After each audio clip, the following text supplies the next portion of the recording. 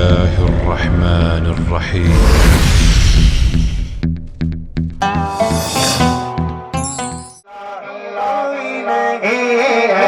ختم رسل خیرات محمد سے پاک خیرات محمد سے پاک اس ناز سے کہتے گئے مانگتے جتنا دیا سرکار نے مجھ کو آئی میری اوقات نہیں ارے یہ تو کر گے ان کا ورنہ مجھ میں تو ایسی موت ہوگی قربان میں ان کی بخشش ہے مقصد بھی زبان پر آیا نہیں قربان میں ان کی بخشش پر مقصد بھی زبان پر آیا نہیں ان مانگ دیا اور اتنا دیا ان مانگ دیا اور اتنا دیا دامن میں غبار سمایا نہیں دامن میں غبار سمایا نہیں آواز کرم سے تاغی رہا تھک ہار گئے آنے والے آواز کرم سے تاغی رہا تھک ہار گئے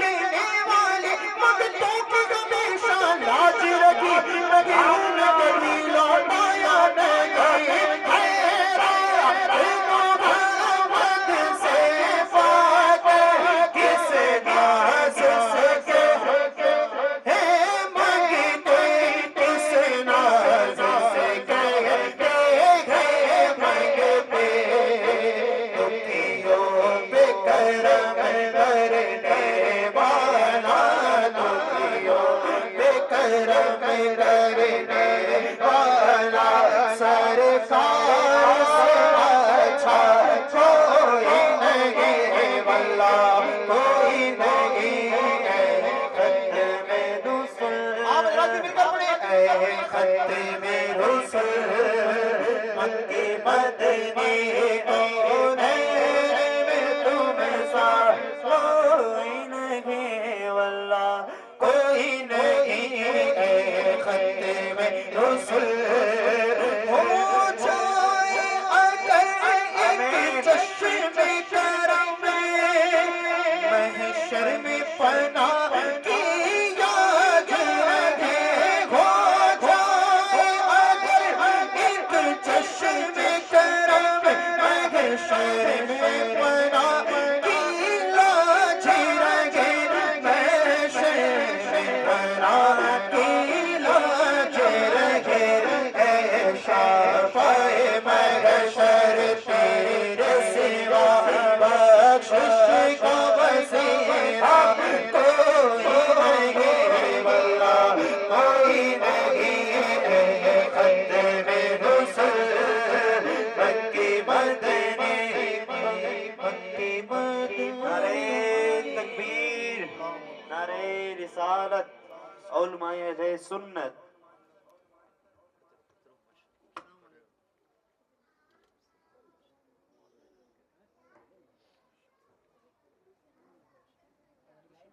درود شریف پڑھیں اللہم صلی علی سیدنا و شفیعنا و مولانا محمد مبارک وسلم صلو علیہ الصلوۃ والسلام علیکہ یا رسول اللہ صلی اللہ علیہ وسلم. پڑھیے صلی اللہ علیہ یا حبیب اللہ. آئیے چند اشعار حضور سرکار مدنی میاں آپ سب کے لکھے ہوئے کلام کے چند اشعار پیش کرتا ہوں، سماعت فرمائیں. کہ شہر نبی تیری گلیوں کا شہر نبی تیری گلیوں کا نقشہ ہی کچھ ایسا ہے. شہر نبی تیری گلیوں کا نقشہ ہی کچھ ایسا ہے. خلد بھی ہے مشتاق زیارت جلوہ ہی کچھ ایسا ہے. خلد بھی ہے مشتاق زیارت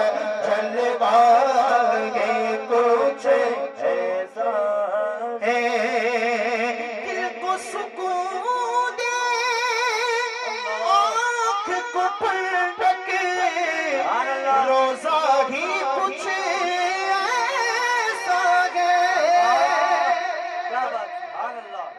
دل کو سکون دے آنکھ کو ٹھنڈک روزہ ہی کچھ ایسا ہے فرش زمین پر عرش پری ہو لگتا ہے کچھ ایسا ہے پر عرش پری ہو لگتا ہے کچھ ایسا ہے اور یہ شعر سماعت فرمائیں کہ ان کے در پر ایسا جھکا دل اٹھنے کا بے ہوش نہیں ان کے در سے جھکا دل اٹھنے کا بے ہوش نہیں اہل شریعت سکتے میں ہے سجدہ یہ کچھ ایسا ہے اہل شریعت سکتے میں ہے سجدہ یہ کچھ ایسا آگے ہم ہے یہاں جمشید سکندر اس میں کیا حیرانی ہے ہم ہے یہاں جمشید سکندر اس میں کیا حیرانی بھرو جھولی خواجہ حنیف کی بھرو جھولی خواجہ غریب کی بھرو جھولی خواجہ معین کی تیرا دست جود دراز ہے تو بنا غریب نواز ہے تو بنا غریب نواز ہے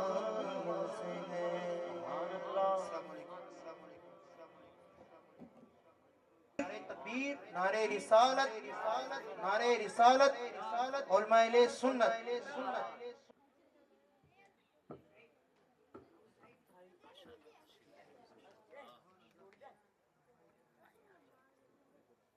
اللہ تعالی علیہ الفن تو اللہ تبارک و تعالی کی اس پر ہزاروں رحمتیں نازل ہوتی ہیں اب آپ دیکھیے کہ 100 بار اگر کوئی بندہ درود پاک پڑھتا ہے ڈیلی درود پاک پڑھنا کوئی مشکل کام نہیں ہے صلی اللہ علی محمد وعلی آلہ وسلم یہ چھوٹا سا درود پاک ہے جو چند ہی سیکنڈوں میں کیا ہو جاتا ہے مکمل ہو جاتا ہے اس کو پڑھا جا سکتا ہے لیکن آپ دیکھیں کہ اگر حضور پاک صلی اللہ علیہ وسلم کے قول کے مطابق ہم نے 100 بار پڑھ دیا تو اللہ پاک کی ہزاروں رحمتیں نازل ہوں گی اور جس پر اللہ کی رحمتیں نازل ہوتی ہیں تو وہ انسان قابل رشک ہوتا ہے دیکھو قرآن کیا کہتا ہے اللہ پاک فرماتا ہے ان رحمت اللہ قریب من المحسنین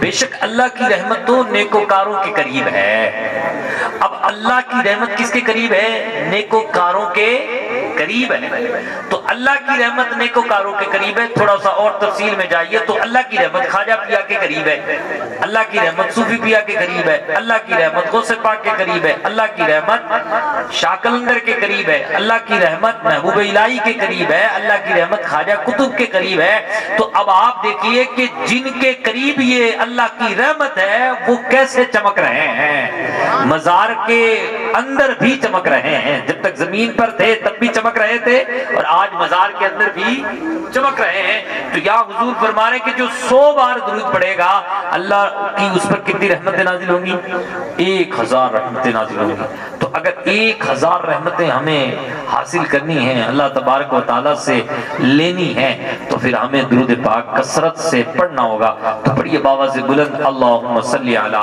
سیدنا و مولانا محمد وبارک وسلم صلاۃ و سلام علیک یا رسول اللہ یا حبیب اللہ صلی اللہ علیہ وسلم۔ ماشاءاللہ قادری مسجد کے امام صاحب اور ان کے بغل میں ہمارے دولہے میاں موجود ہیں۔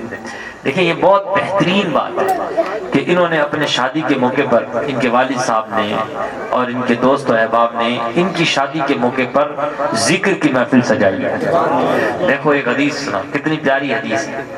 حدیث دکھانا میرا کام ہے، لیکن سنیے آپ توجہ کے ساتھ۔ رسول پاک صلی اللہ علیہ وسلم صحابہ سے فرماتے ہیں، اے میرے صحابہ، جب تم جنت کی کیاری کے پاس سے گزرو نا تو اس جنت کی کیاری میں سے پھول چن لیا کرو۔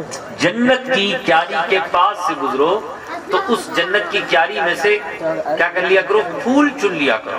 جنت کی کیاری جیسے کھیت کی کیاری ہوتی ہے، باغ کی کیاری ہوتی ہے، چمن کی کیاری ہوتی ہے، ایسے حضور نے باغ کی تشبیہ دیتے ہوئے فرمایا کہ جنت کی کیاری کے پاس سے گزرو تو جنت کی اس کیاری میں سے پھول چن لیا کرو۔ اللہ اکبر۔ صحابہ نے عرض کی، یا رسول اللہ صلی اللہ علیہ وسلم، فدا کا ابی و امی، ہمارے ماں باپ آپ پر قربان ہو، آپ تو بڑے حسین ہیں، آپ تو بڑے جمیل ہیں، آپ تو وہ شان رکھتے ہیں کہ سبحان اللہ آپ کی شان بیان نہیں ہو سکتی۔ ہمارے اعلیٰ حضرت کہتے ہیں اللہ کی سرتا بقدم شان ہے یہ، انسان نہیں انسان وہ انسان ہے یہ، قرآن تو ایمان بتاتا ہے انہیں اور ایمان یہ کہتا ہے میری جان ہے یہ۔ صحابہ کہتے ہیں یا رسول اللہ ذرا یہ تو بتائیے یہ جنت کی کیاری کیا ہے؟ مصطفیٰ کریم صلی اللہ علیہ وسلم نے فرمایا، اے میرے صحابہ، یہ جو علم کی محفل ہے یہ جنت کی کیاری ہے۔ یعنی جس محفل میں، جس حلقے میں اللہ اور اس کے رسول کا نام سکھایا جا رہا ہو، جس محفل میں قرآن کا ترجمہ بیان کیا جا رہا ہو، جس محفل میں قرآن کو پڑھا جا رہا ہو، جس محفل میں مصطفیٰ کی میٹھی میٹھی باتیں کی جا رہی ہو، جس محفل میں اولیاء کے تذکرے ہو رہے ہوں، جس محفل میں بابا آدم کے تذکرے ہو رہے ہوں، جس محفل میں انبیاء اعظام کے تذکرے ہو رہے ہوں، جس محفل میں حضرت نوح کے تذکرے ہو رہے ہوں، حضرت شیش کے تذکرے ہو رہے ہوں، اللہ کے نیک بندوں کے تذکرے ہو رہے ہوں، قرآن کی باتیں ہو رہی ہوں، مصطفیٰ کی میٹھی میٹھی باتیں ہو رہی ہوں، سمجھو وہ ہلکے ذکر کے جو ہوتے ہیں وہ جنت کی کیاریاں ہوتی ہیں۔ اللہ اکبر۔ صحابہ نے کہا یا رسول اللہ پھر وہ جنت کی کیاریاں ہوتی ہیں تو پھول کیا ہوتے ہیں؟ آپ تو فرما رہے ہیں کہ پھول بھی چن لیا کرو، جنت کی کیاری کے پاس سے گزرا کرو تو پھول بھی چن لیا کرو۔ مصطفیٰ کریم صلی اللہ علیہ وسلم نے فرمایا جو اس محفل میں بتایا جاتا ہے، سکھایا جاتا ہے، اس کو یاد کر لیا کرو، یہی تمہارے لیے پھول ہے، یہی تمہارے لیے پھول ہے۔ تو گویا کہ دین کی باتیں سیکھنا یہ کیا ہے؟ سبحان اللہ، یہ جنت کے پھول ہیں۔ تو عزیزان محترم، یہ بہت بڑے خوش نصیبی کی بات ہے۔ اللہ پاک اور ہمارے بھائیوں کو بھی اپنی شادی خانہ آبادی کے موقع پر اس طریقے کی محفلیں سجانے کی توفیق عطا فرمائے۔ دیکھیں نکاح ہمارے پیارے آقا کی سنت ہے، سنت ہے کہ نہیں؟ ہمارے حضور کی سنت ہے، ہمارے پیارے آقا کی سنت ہے۔ تو جہاں اللہ تبارک و تعالیٰ کل قیامت کے دن حضور کے بارے میں پوچھے گا نا تو وہاں حضور کے بارے میں یہ سارے سوال ہوں گے آپ سے اور ہم سے۔ کیا دیکھیں یہ تو ہے کہ اللہ پاک کل قیامت کے دن ہر نعمت کے بارے میں پوچھے گا، ثم لتسألن یومئذ عن النعیم، پھر تم سے ہر نعمت کے بارے میں سوال ہوگا۔ کل قیامت کے دن ہر نعمت، اللہ کی بے شمار نعمتیں دی ہوئی ہیں، اتنی نعمتیں اللہ نے ہمیں دے رکھی ہیں کہ اللہ پاک فرماتا ہے وَإِن تَعُدُّوا نِعْمَةَ اللَّهِ لَا تُحْصُوهَا، اگر تم اللہ کی نعمتوں کو گننا چاہو تو اسے شمار نہیں کر سکتے، اتنی نعمتیں ہیں۔ لیکن اللہ نے جس کو سب سے بہتر نعمت کہا ہے، جس کو سب سے افضل نعمت کہا ہے، وہ نعمت مصطفیٰ کی آمد ہے، حضور کا آنا، حضور کا ہمیں ملنا، مصطفیٰ کریم صلی اللہ علیہ وسلم کا کلمہ ہمیں مل جانا، یہ سب سے بڑی نعمت ہے۔ اللہ پاک خود فرماتا ہے لَقَدْ مَنَّ اللَّهُ عَلَى الْمُؤْمِنِينَ إِذْ بَعَثَ فِيهِمْ رَسُولًا، بے شک اللہ نے مسلمانوں پر بڑا احسان کیا کیونکہ انہی میں رسول کو مبعوث فرمایا ہے۔ تو مصطفیٰ کریم صلی اللہ علیہ وسلم یہ اللہ کی بہت بڑی نعمت ہے۔ کیا ہے یہ اللہ کی؟ تو ظاہر سی بات ہے جب حضور ہی سب سے بڑی نعمت ہے تو کل قیامت کے دن حضور کے بارے میں بھی ہم سے پوچھا جائے گا۔ قیامت تو بہت دور کی بات ہے، قبر میں بھی حضور کے بارے میں ہم سے پوچھا جائے گا، قبر میں بھی حضور کے بارے میں ہم سے پوچھا جائے گا، ایک ہی سوال ہوگا، 3 سوال بھی لکھے کتابوں میں، لیکن یہ ہے کہ بڑی بڑی کتابوں میں ایک سوال لکھا ہے، ایک سوال ہوگا۔ کہا کون سا سوال ہوگا؟ کہا جب قبر میں رکھا جائے گا مردے کو تو قبر والے سے ہی پوچھا جائے گا، ما کنت تقول فی حق ھذا الرجل، او آنے والے بتا تو صحیح تو اس شخص کے بارے میں کیا کہتا تھا، لے محمد صلی اللہ علیہ وسلم، یہ شخص یعنی حضور کے بارے میں پوچھا جائے گا، بتا اس شخص کے بارے میں تو کیا کہتا تھا۔ اس وقت اگر کوئی دیوانہ ہوگا اعلیٰ حضرت کی طرح تو وہ کہے گا، سرور کہوں کہ مالک و مولا کہوں تجھے، باغ خلیل کا گل زیبا کہوں تجھے، لیکن رضا نے ختم سخن اس پہ کر دیا، خالق کا بندہ خلق کا آقا کہوں تجھے۔ لیکن اتنے سے کام چلے گا نہیں جناب، اتنے سے کام چلے گا نہیں۔ آپ کہیں گے نا ہاں ان کے بارے میں تو میں کہتا تھا، چمک تجھ سے پاتے ہیں سب پانے والے، میرا دل بھی چمکا دے چمکانے والے، تو زندہ ہے واللہ تو زندہ ہے واللہ، میرے چشم عالم سے چھپ جانے والے۔ میں تو ان کے بارے میں کہتا تھا سب سے اولا والا ہمارا نبی، سب سے بالا وہ والا ہمارا نبی۔ فرشتے مڑ کے کہیں گے نہیں نہیں، ہم تجھ سے یہ بھی پوچھ رہے ہیں تو ساتھ میں یہ بھی پوچھ رہے ہیں کہ یہ بتا تو مصطفیٰ کریم صلی اللہ علیہ وسلم کو پہچان تو لیا تھا، حضور کے ترانے تو گاتا تھا، قصیدے تو پڑھتا تھا، لیکن اللہ نے حبیب کو بھیجا اس لیے تھا، کس لیے بھیجا تھا بتا؟ کیا اللہ نہیں فرماتا وَمَا أَرْسَلْنَا مِن رَسُولٍ إِلَّا لِيُطَاعَ بِإِذْنِ اللَّهِ، کہ ہم نے کوئی رسول اس فرش کی تھی پر نہیں بھیجا مگر اس لیے بھیجا ہے تاکہ اس کی پیروی کی جائے، اس کی اطاعت کی جائے، ان کی باتوں کو مانا جائے۔ اللہ اکبر۔ اگر فرشتوں نے یہ پوچھ لیا کہ بھائی اللہ نے اپنے حبیب کو تو اس لیے بھیجا تھا تاکہ ان کی تم کیا کرو، پیروی کرو، تو بتاؤ تم نے پیروی کی؟ تو بھولا سے انسان کہے گا ہاں پیروی کی۔ کہے گا کیا پیروی میں کیا کیا تو نے؟ داڑھی رکھی تو نے؟ پیروی میں نماز فجر میں اٹھا؟ پیروی میں جو جناب قرآن پڑھا تو نے؟ پیروی میں کیا کیا؟ فیس بک چلایا، واٹس ایپ چلایا۔ فیس بک کی آئی ڈی ضروری ہے لیکن نامہ اعمال میں قرآن کا پارہ پڑھ کے کھاتا نہیں کھلوانا۔ صبح صبح بینک اکاؤنٹ آپ کے پاس 3 ہے تو تینوں میں کھاتے ہیں، اوپن ہے کھاتے، 2,000 3,000 کسی کے پاس 20,000 سب کے پاس جمع ہے۔ اگر کسی نے 3 اکاؤنٹ کھلوا رکھے تو تینوں اکاؤنٹ میں تھوڑے تھوڑے پیسے تو ہیں، کم از کم 500 روپے تو ہیں ہی سب کے اکاؤنٹ میں۔ عزیزان محترم، سارے کھاتوں میں آپ نے پیسے جمع کر رکھے ہیں، ایک کھاتا جو نیکیوں کا کھاتا ہے اس میں آپ نے نماز فجر کیوں نہیں جمع کر رکھی؟ اس میں آپ نے قرآن پڑھنا کیوں نہیں جمع کر رکھا؟ یہ کل قیامت کے دن اگر قبر میں ہی پوچھ لیا فرشتوں نے، اور فرشتوں نے یہ کہہ دیا کہ بھئی نبی تو آئے اس لیے ہیں تاکہ تم ان کی پیروی کرو، تو کیا تم پیروی کر کے آئے ہو؟ کیا تم ان کی بات کو مان کے آئے ہو؟ اللہ اکبر۔ تو آپ کہیں گے ہاں مان کے آئے ہیں۔ کیا کر کے آئے ہو؟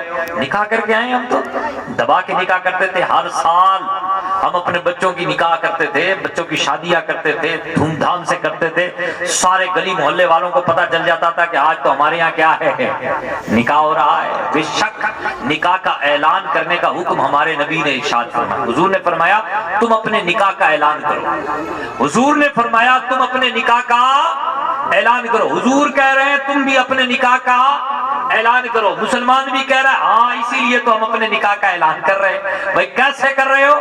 کہا جناب دیکھ تو صحیح، نمائش کر کے کر رہے ہیں، اتنی ساری لمبی چوڑی برات کو لے جا کر کے ہم نکاح کا اعلان کر رہے ہیں۔ دیکھو ہم نے جو ہے نا ہزاروں قسم کے جو ہے نا بھون اور کھانے بنا کر کے نکاح کا اعلان کر رہے ہیں، لیکن حضور فرما رہے ہیں کہ تم اپنے نکاح کا اعلان کرو، لیکن یہ ساری چیزیں کر کے نہیں، اپنے نکاح کا اعلان اس طریقے سے کرو کہ اپنا نکاح مسجد میں کرو، لوگوں کے سامنے مسجد میں کرو۔ یہ جامع ترمذی کی حدیث ہے۔ نکاح کا اعلان کرو، پر مسلمان کہتا نہیں، بھون کو بک کیا جائے گا، کھانا بنایا جائے گا، مہندی والے دن بھی، ہلدی والے دن بھی، بنا دی کون کون سے دن کھانا تیار کیا جائے گا، لوگوں کو بلایا جائے گا، ادھم مچایا جائے گا، ڈھول تاشا سارا کچھ پیٹا جائے گا، عورتیں گانا گائیں گی، ہر دن عورتیں سہیلیوں کو بلائیں گی، خوب جو ہے نا گانے گائیں گی، خوب اچھے کپڑے پہنے جائیں گے، لوگوں کے سامنے اترایا جائے گا، اور پھر طرح طرح کی باتیں کی جائے گی، دکھاوا کیا جائے گا، طرح طرح کے معاملات کیے جائیں گے۔ آپ سے پوچھا جائے ایسا کیوں کر رہے ہو؟ کہا میرے بیٹے کا نکاح ہے, ہم تو ڈکے کی چوٹ سے کہہ رہے ہیں دنیا والوں دیکھو ہمارے بیٹے کا نکاح ہے.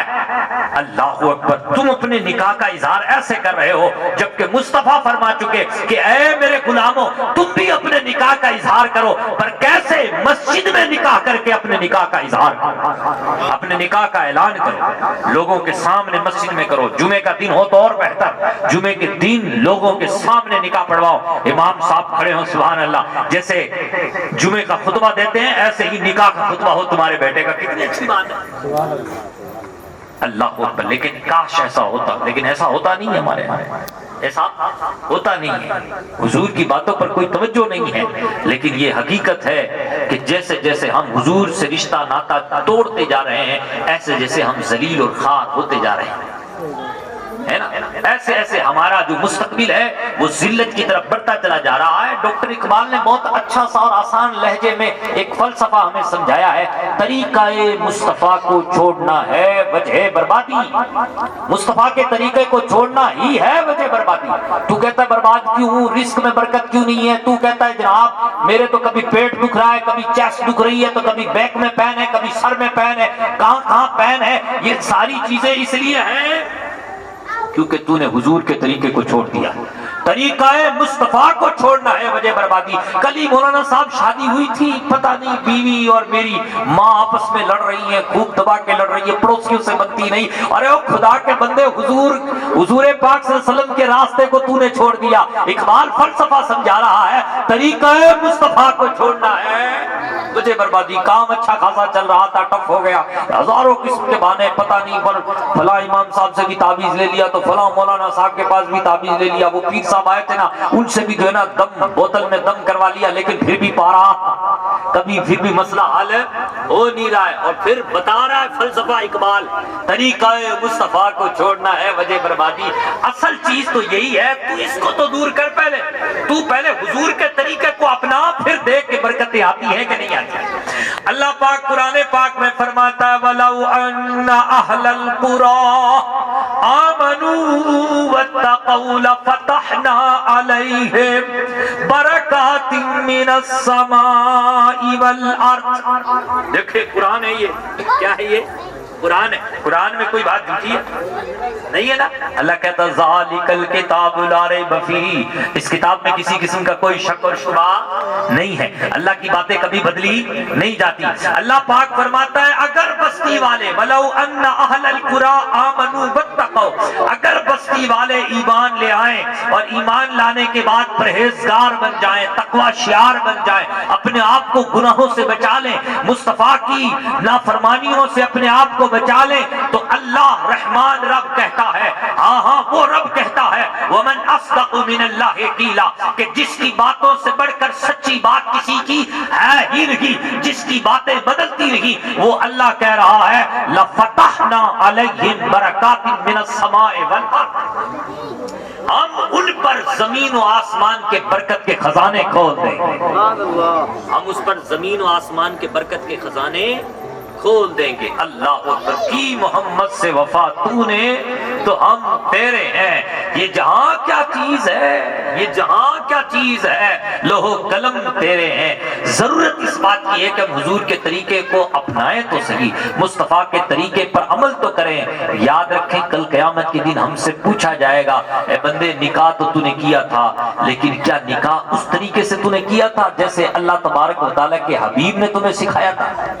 مسجد میں نکاح کرنا, ہلکا نکاح کرنا, دکھاوا مت کرنا اور نمائش مت کرنا, گناہوں کے بازار کو مت سرے گرم کر کے اور گناہوں کا بازار بالکل برپا کر کے تو نکاح مت کرنا, بلکہ نکاح تو اس لیے کر رہا ہے تاکہ گناہ مٹا دیے جائیں, تاکہ خواہشات کو ختم کر دیا جائے. تو پھر نکاح کو تو اسی انداز میں کرنا جیسے نبی پاک نے ارشاد فرمایا ہے. عزیزان محترم, ایک طرف تو یہ بات کہ اگر ہم نکاح کو ویسے کرتے ہیں جیسے نبی پاک نے ہمیں حکم دیا ہے تو سبحان اللہ, رحمتوں برکتوں کے دروازے ہم پر کیا ہو جائیں گے, کھل جائیں گے. اور اگر ایسا نہیں کریں گے تو پھر یاد رکھیں خدا نے آج تک اس قوم کی حالت نہیں بدلی، نہ ہو احساس جس کو اپنی حالت بدلنے کا۔ اللہ پاک واضح طور پہ فرماتا ہے ظہرت الفساد والبر ظہرت الفساد فی البر والبحر بما کسبت ایدی الناس۔ یہ جتنی بھی خرابیاں پیدا ہو رہی ہیں، چاہے خشکی میں پیدا ہو رہی ہوں چاہے تری میں پیدا ہو رہی ہوں، یعنی یہ جتنی تباہیاں آ رہی ہیں، سمندر کے اعتبار سے آ رہی ہیں، زمین کے اعتبار سے آ رہی ہیں، ظالم بادشاہ مسلط ہو گیا ہے، زمین تنگ ہو رہی ہے، رزق جو ہے نا تنگ ہو گیا ہے، دیگر معاملات بڑی مصیبتیں ہو رہی ہیں، دیگر ذرائع میں بڑی جو ہے نا الجھنیں ہو رہی ہیں، یہ جتنی بھی پریشانیاں ہیں اللہ پاک فرماتا ہے بیما کسبت ایدی الناس، لوگوں کے ہاتھوں کے کرتوتوں کی وجہ سے ہے۔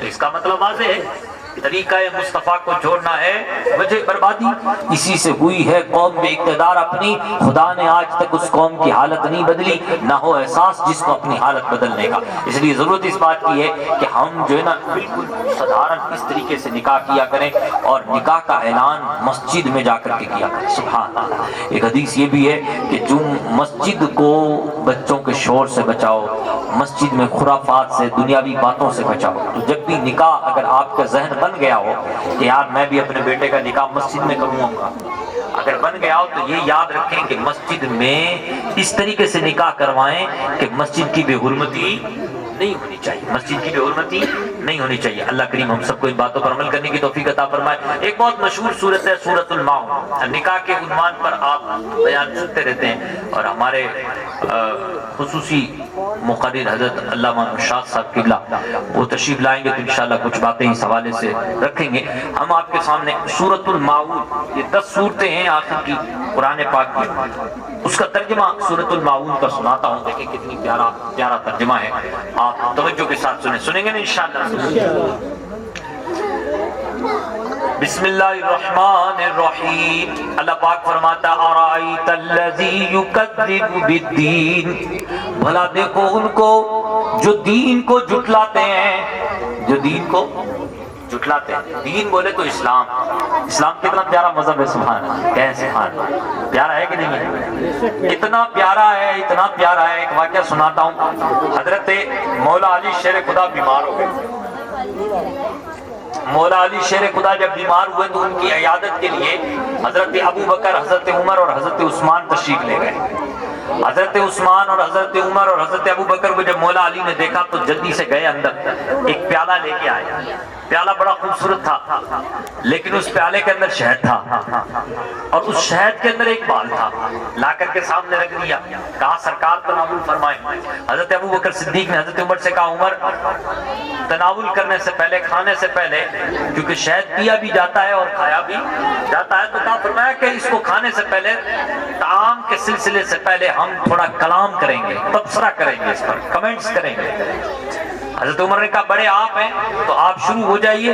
اب حضرت ابو بکر صدیق رضی اللہ تعالیٰ عنہ نے اس پر کلام کیا، کہا الدین انبر من الطست، یہ جو اللہ نے ہمیں دین دیا ہے دین اسلام، یہ دین اسلام وہ ہے کہ جو اس چمکدار برتن سے بھی زیادہ چمکدار ہے۔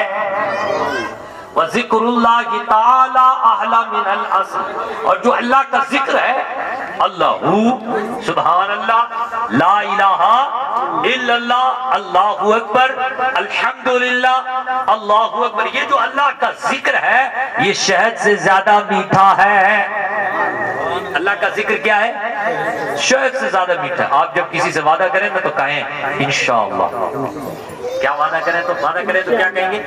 انشاءاللہ۔ جب آپ کسی خوبصورت چیز کو دیکھیں نا تو کہیں ماشاءاللہ۔ جب آپ کا کوئی کام کر دیں نا اچھا اور آپ اس کا شکریہ ادا کریں تو ان لفظوں میں کریں جزاک اللہ خیرا، جزاک اللہ خیرا۔ جب کوئی چیز آپ کے بس کی بات نہ ہو نا، کہ آپ سے نہ ہو رہی ہو، تو آپ کہیں لا حول ولا قوت الا باللہ۔ جب آپ سے کوئی گناہ سرزد ہو جائے نا تو آپ کہیں استغفر اللہ، استغفر اللہ ویسے بھی کہتے رہنا چاہیے۔ تو دیکھیں یہ جو چھوٹی چھوٹی باتیں ہیں، یہ اگر ہم اپنی زندگی میں انوالو کر لیں گے نا، مکس کر لیں گے نا، انشاءاللہ سمجھیں اس کی برکتیں نصیب ہوں۔ تو حضرت ابو بکر صدیق کیا کہہ رہے ہیں کہ جو دین اللہ نے ہمیں عطا فرمایا ہے یہ چمکدار برتن سے بھی زیادہ کیا ہے؟ چمکدار ہے۔ اور جو اللہ کا ذکر ہے یہ شہد سے بھی زیادہ میٹھا ہے. لیکن سنو والشریعۃ ادق من الشعر، اور جو شریعت ہے وہ تو اس بال سے بھی زیادہ باریک ہے. شریعت آسان چیز نہیں ہے، یعنی جو اللہ نے ہمیں قانون دیا ہے اگر آپ اس کی حفاظت نہیں کریں گے نا تو اس کی وجہ سے اللہ تبارک و تعالی ہم پہ غضب فرمائے گا، اللہ پاک ہم پہ جلال فرمائے گا. تو اس لیے شریعت کی بالکل پاس و لحاظ ہونا چاہیے، اور اگر پاس و لحاظ نہیں رکھیں گے، تھوڑا سا بھی خیال نہیں ہوگا تو پھر یہ شریعت کیا ہو جائے گی، آپ توڑ بیٹھیں گے، کیونکہ شریعت بال سے بھی زیادہ باریک ہے. دیکھو 3 چیزیں تھی سامنے، کتنی چیزیں تھیں؟ پہلے کیا تھا؟ پیالہ. بولے کیا تھا؟ پیالہ. پیالے کے اندر کیا تھا؟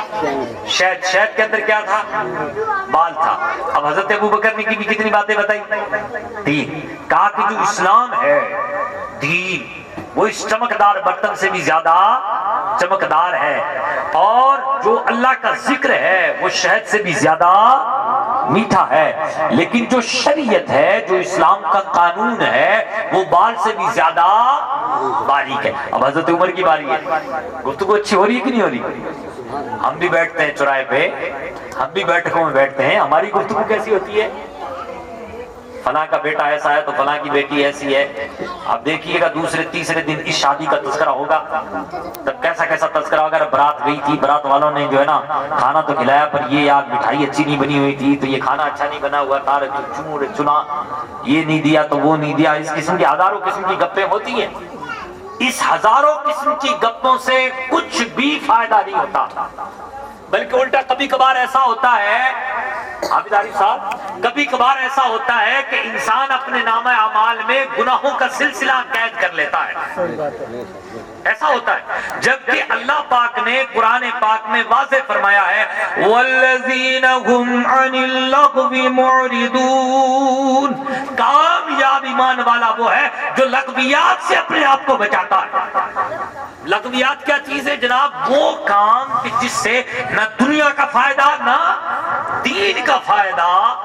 ایسے کام سے جو بچائے وہی کامیاب مومن ہے، ایسے کاموں سے جو بچے وہی کامیاب مومن ہے. تو آپ اندازہ لگائیے کہ وہ کام کی جس میں غیبتیں ہیں، جس میں کسی پر تہمت ہیں بتائے، وہ تو آپ کے نامہ اعمال کو اور خراب کر رہا ہے، اس میں گناہ ہی گناہ لکھے جا رہے ہیں. اس لیے حضرت اصحاب رسول صلی اللہ علیہ وسلم کے طریقے پر چلیے اور ان کی طرح اچھی گفتگو کیجیے، اچھا بولیے، اچھی گفتگو کا جو ہے نا ایک منظر پیش کیجئے. تو اللہ کو اکبر. آپ دیکھیے حضرت عمر ابن خطاب بولنے لگے، حضرت عمر کہنے لگے الجنت انور من التست. یہ جو جنت اللہ نے بنائی ہے نیک لوگوں کے لیے، مصطفیٰ کے غلاموں کے لیے جو جنت بنائی ہے، وہ جنت اس چمکدار برتن سے بھی زیادہ چمکدار ہے. وَنِعْمَتُهَا أَحْلَى مِنَ الْأَصْلِ. اور جو جنت کے اندر نعمتیں ہیں، جو کھانے کی چیزیں ہیں، پینے کی چیزیں ہیں، سونے کی چیزیں ہیں، کہتا ہے نا کہ نیکوں کو کیا ملے گی؟ جنت ملے گی. یہ جو جنت کے اندر نعمتیں ہیں وہ شہد سے بھی زیادہ میٹھی ہیں. لیکن سنو جنت میں ہر کوئی نہیں جائے گا. وَالصِّرَاطُ أَدَقُّ مِنَ الشَّعْرِ. جنت میں وہی جائے گا جو پل صراط کو پار کر لے گا. اور یہ جو صراط ہے، صراط یہ بال سے زیادہ باریک ہے، بال سے زیادہ. گویا کہ حضرت عمر ابن خطاب نے بھی ان 3 چیزوں کو دیکھ کر کے 3 باتیں ارشاد فرما دی. کتنی؟ 3. کہ جنت بڑی خوبصورت ہے بھائی، اس برتن سے بھی زیادہ خوبصورت ہے. جنت کے اندر جو کھانے کی چیزیں ہیں وہ شہد سے بھی زیادہ میٹھی ہیں. اور جنت میں جانے والا پل صراط سے ہو کے جائے گا. یہ جو صراط ہے یہ بال سے بھی زیادہ. لیکن کمال دیکھیں، بزرگ چھوٹی چھوٹی چیزوں سے دین سکھاتے تھے، لیکن ہم جو ہے نا اپنے نامہ اعمال میں کیا کرتے ہیں؟ گناہوں میں اضافہ کرتے ہیں. اب حضرت عثمان کی باری ہے. حضرت عثمان کہتے ہیں القرآن انور من التست. یہ جو قرآن ہے جو مصطفیٰ کے دل پر نازل ہوا ہے، یہ قرآن سبحان اللہ خوبصورت اس پیالے سے بھی زیادہ ہے، اس خوبصورت برتن سے، چمکدار برتن سے بھی زیادہ خوبصورت ہے قرآن. وَقِرَاءَتُهُ أَحْلَى مِنَ الْأَصْلِ. اور جو اس کا پڑھنا ہے، قرآن کا جو پڑھنا پڑھنا ہے الحمدللہ رب العالمین الرحمن الرحیم، یہ جو قرآن کا پڑھنا ہے یہ شہد سے بھی زیادہ میٹھا ہے. لیکن سنو وَتَفْسِيرُهُ أَدَقُّ مِنَ الشَّعْرِ، اور جو اس کا معنی کرنا ہے، اس کا جو مطلب نکالنا ہے وہ بال سے بھی زیادہ باریک ہے، بال سے بھی زیادہ. گویا کہ حضرت عثمان ابن عفان نے بھی کتنی چیزیں بتا دی؟ 3 چیزیں بتا دی. اب حضرت مولا علی کی باری ہے. حضرت مولا علی شیر خدا کرم اللہ تعالیٰ وجہ کریم فرماتے ہیں الضیوف انور من القصر، یہ جو میرے مہمان ہیں ابو بکر عمر عثمان، یہ اس چمکدار برتن سے بھی زیادہ چمکدار ہیں، اس چمکدار برتن سے بھی زیادہ چمکدار ہے. حضرت مولا علی شیر خدا کرم اللہ تعالیٰ وجہ کریم ہمیں عقیدہ دے رہے ہیں کہ دیکھو میرے غلاموں، تم میرے ان لوگوں کو جن کو میں چمکدار کہہ رہا ہوں ان کو ہمیشہ تم چمکدار ماننا اور ان کو مانتے رہنا چمکدار. اب حضرت مولا علی شیر خدا فرماتے ہیں وَكَلَامُهُ أَحْلَى مِنَ الْعَسَلِ، اور جو ان کی گفتگو ہے، جو ان کا بولنا ہے وہ شہد سے زیادہ میٹھا ہے. نعرہ تکبیر، نعرہ علماء اہل سنت حافظ کو نوشاد صاحب قبلہ.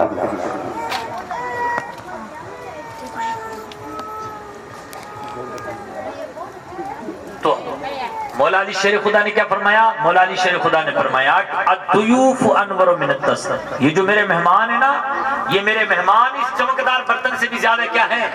چمکدار ہیں. وَكَلَامُهُ أَحْلَى مِنَ الْعَسَلِ، اور جو ان کی گفتگو ہے، جو ان کا بولنا ہے وہ تو شہد سے بھی زیادہ میٹھا ہے. وَقَلْبُهُ أَدَقُّ مِنَ الشَّعْرِ، اور جو ان کا دل ہے، دل وہ بال سے بھی زیادہ باریک ہے. اے سننے والے دھیان سے ان کے دل کو مت دکھانا، اسلام پر ان کا بڑا احسان ہے. انہوں نے اسلام کے لیے بڑی قربانیاں دی ہیں، انہوں نے حق کو اجاگر کرنے کے لیے اپنا سب کچھ لٹا دیا ہے. اس لیے کبھی بھی ان کے دل کو مت ستانا، ان کو ایذا مت دینا، ان کو تکلیفیں مت دینا.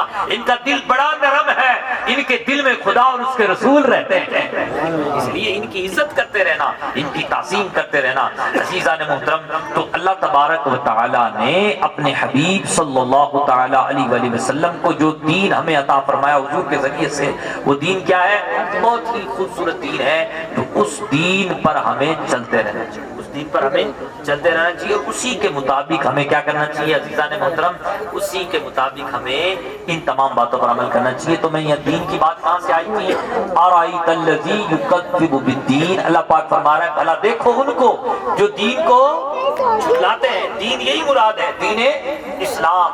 اللہ اکبر. دین اسلام کو جھٹلانے والے اخلاق میں کتنے گرے ہوئے ہیں؟ تو اللہ پاک فرماتا ہے فَذَلِكَ الَّذِي يَدُعُّ الْيَتِيمَ وَلَا يَحُضُّ عَلَى طَعَامِ الْمِسْكِينِ، کہ جو دین کو جھٹلاتے ہیں، جو دین کو مانتے ہیں وہ نہیں، جو دین کو جھٹلاتے ہیں وہ عملی طور پہ اتنے گرے ہوئے ہیں کہ یتیموں کو دھکے دیتے ہیں اور ضرورت مندوں کو کھانا نہیں کھلاتے. یہ آیتیں ہمیں یہ بتا رہی ہیں کہ جو دیندار ہوتے ہیں وہ تو یتیموں کی عزت کرتے ہیں. ایک بار کی بات ہے، ابو جہل نے لوگوں کے سامنے ایک یتیم کو گود میں لیا اور یہ کہنے لگا لوگوں سے کہ بھائی اس یتیم کی پرورش ہم کریں گے. یہ کہہ کر کے اس کے مال پر قابض ہو گیا اور اس یتیم کو بھی اس وقت عزت کے ساتھ اپنے گھر لے آیا. چند دن گزرے، یتیم کو ڈنڈا مار کے باہر بھگا دیا، کیونکہ ابو جہل جو تھا، دنیا دار جو تھا، لوگوں کے سامنے تو یہ دکھایا کہ ہم یتیموں کے ساتھ کیا کرتے ہیں، اچھا ویوہار کرنے والے لوگ ہیں. لیکن اس کے بعد جو ہے نا چند دن گزرے تو یتیم اس پہ بوجھ بن گیا اور یتیم کو اس نے کیا کر دیا؟ بھگا دیا. اللہ اکبر. جب یتیم کو بھگا دیا تو وہاں چند لوگ بیٹھے ہوئے تھے، وہ بھی ابو جہل کے دوست تھے.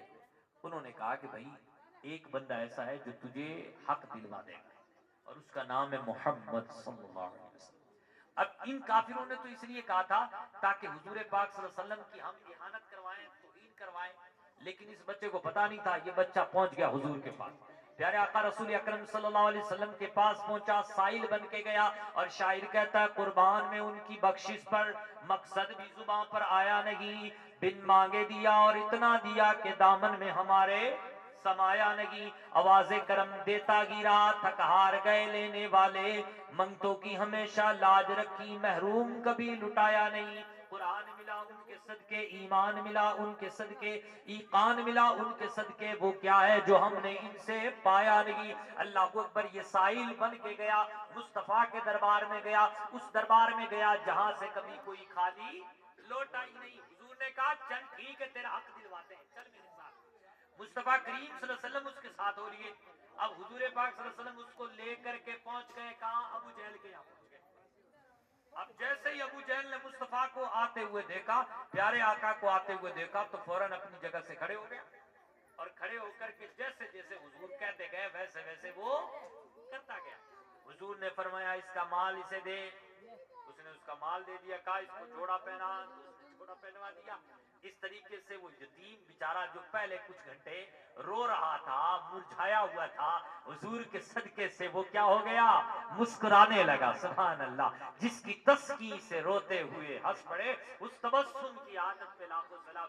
جب یہ یتیم مسکراتا ہوا باہر نکلا اور مصطفیٰ بھی بڑی شان کے ساتھ تشریف لے گئے، تو سارے جو کفار وہاں بیٹھے ہوئے تھے وہ سارے کے سارے کہاں آ گئے؟ وہ ابو جہل کے پاس آ گئے اور کہنے لگے بھائی تو نے اپنا مذہب بدل لیا، تو نے اپنا دھرم بدل لیا، تو نے اپنا دھرم کیوں بدلا؟ تب ابو جہل نے کہا دیکھو حضور جب آئے تھے نا تو ان کے دائیں طرف اور بائیں طرف دو نیزے تھے۔ کیا تھے؟ دو نیزے تھے، اور مجھے ایسے لگا کہ اگر میں محمد صلی اللہ علیہ وسلم کی بات نہیں مانوں گا تو ان نیزوں سے میرا سر قلم کر دیا جائے گا، اس لیے جو جو محمد مصطفیٰ کہتے گئے میں وہی وہ کہتا گیا اور کرتا گیا۔ اللہ اکبر، یہ حضور کا مقام ہے۔ مصطفیٰ کریم صلی اللہ علیہ وسلم کے خالی ہاتھ میں دونوں جہاں کے خزانے موجود ہیں۔ اللہ کریم سے دعا ہے اللہ کریم ہم سب کو قرآن اور ان تمام باتوں پر عمل کرنے کی توفیق عطا فرمائے۔ اپنے حبیب کے صدقے ہمیں اسی طریقے سے خوشی کے مواقع پر بھی اور دیگر مواقع پر اور تقریبات کے موقع پر بھی خوب اللہ تبارک و تعالیٰ کی ذکر کی محفل سجانے کی سعادت عطا فرمائے۔ اب ہمارے درمیان الحمدللہ بیکانیر کی شان اور بیکانیر کی جان حضرت علامہ حافظ و قاری نشاد عالم صاحب قبلہ موجود ہیں۔ آپ کا بیان بھی ہوگا، آپ کی نعتیں بھی ہوں گی انشاءاللہ عز و جل۔ آپ کو توجہ کے ساتھ سننا ہے تو سارے حضرات تھوڑا قریب قریب ہو کے بیٹھیں، آگے ہو جائیں پلیز، اور یہ بچے شور نہ کریں، بیچ میں جو شور کر رہے ہیں تھوڑا قریب آ جائیں۔ قاری مدینہ صلی اللہ تعالی علیہ وآلہ وسلم کے پیارے دیوانوں، شادی کے موقع پر سجی ہوئی اس نورانی اور مقدس محفل کے اندر ہم اور آپ بیٹھے ہوئے ہیں۔ دل کی گہرائیوں سے مبارکباد پیش کرتا ہوں میں جناب نصیر محمد صاحب کو، جنہوں نے اپنے بیٹے عبدالصمد کی شادی کے موقع پر یہ نورانی اور پاکیزہ اور مقدس محفل سجائی ہے۔ دیکھیے بہت سے لوگ ان محفلوں کو اگنور کر دیتے ہیں، کیونکہ کئی لوگ کہتے ہیں کہ صاحب بھیڑ نہیں ہوگی، لوگ آئیں گے نہیں، کیا فائدہ؟ کسی کا ماننا ہوتا ہے کہ صاحب فنکشن میں اتنے ڈوبے ہوئے ہوں گے، اتنے محو ہوں گے کہ وقت نہیں ملے گا۔ الگ الگ طرح کی لوگوں کی سوچ اور الگ الگ طرح کا لوگوں کا ماننا، جس کی بنا پر ہر ایک کو گانے باجے کے لیے ٹائم مل جاتا ہے، ناچنے کودنے کے لیے وقت مل جاتا ہے، رسموں کو ادا کرنے کے لیے بھی وقت مل جاتا ہے، لیکن اگر قلت وقت کی کمی کسی چیز کے لیے ہوتی ہے تو وہ جب میلاد کا معاملہ ہوتا ہے تو اس طرح کی باتیں زبان پر آتی ہیں۔ ایسے موقع پر میں نصیر محمد صاحب کو ڈبل مبارکباد دوں گا کہ بالکل قادری کالونی کے کونے پر بھی بیٹھے ہوئے ہیں۔ قادری کالونی ایک تو بیکانیر کا کونا اور یہ قادری کالونی کے کونے پر بیٹھے ہوئے، کونے کا کونا، تو ظاہر سی بات ہے بستیاں تو تھوڑی دور رہ گئی، ابھی تو کارخانے وغیرہ شروع ہو گئے، تو یہ تو اگر ہوتا تو ان کو تو اول میں کہنا چاہیے تھا کہ صاحب میں تو تھوڑا دور رہ رہا ہوں، تو میرے یہاں لوگ کیسے آئیں گے اتنی دور دراز رات کے وقت میں، لیکن نہیں، کوئی آئے یا نہ آئے، کم سے کم حضور کے دربار کے اندر رجسٹر میں یہ تو لکھ دیا جائے گا کہ انہوں نے اپنے بیٹے کی شادی پر مصطفیٰ کا میلاد سجایا تھا، ہے نا بھائی؟ مقصد ہی یہی ہے نا کہ نام آ جائے بس حضور کے دربار میں، نام آ جائے حضور کے دربار میں، اور فرشتوں کے اندر چرچا ہو جائے کہ فلاں دیوانے نے اپنے گھر میں اللہ اور اس کے رسول کے ذکر کی نورانی محفل سجائی ہے، بس مقصد ماننا یہی ہوتا ہے، جاننا یہی ہوتا ہے، دل ٹکانا پڑتا ہے، لیکن یہ مجبوری میں ٹکانا نہیں ہے دل کو، یہ وہ معاملہ ہے کہ جہاں سچائی بھی ہے، حقیقت بھی ہے، ایمان بھی ہے، دیانتداری بھی ہے، اور ہمارا اسلام بھی ہے، اور پیغام قرآن بھی ہے، ہمارا اسلام بھی ہے اور پیغام قرآن بھی ہے۔ تو ماشاءاللہ ان کے پورے پریوار، پورا خاندان، تمام رشتہ دار، اعزاء، اقربا، احباب کو دل کی گہرائیوں سے مبارکباد کہ انہوں نے اپنے گھر میں نبی کریم صلی اللہ علیہ وسلم کی نورانی اور مقدس محفل سجائی ہے۔ اللہ تعالیٰ ان کی بچے کی شادی کو خانہ آبادی بنائے، اور پروردگار عالم ان کے تمام کاموں کو بحسن و خوبی پایۂ تکمیل تک پہنچائے، اور ان کے بچے کے نکاح کے بعد ان کی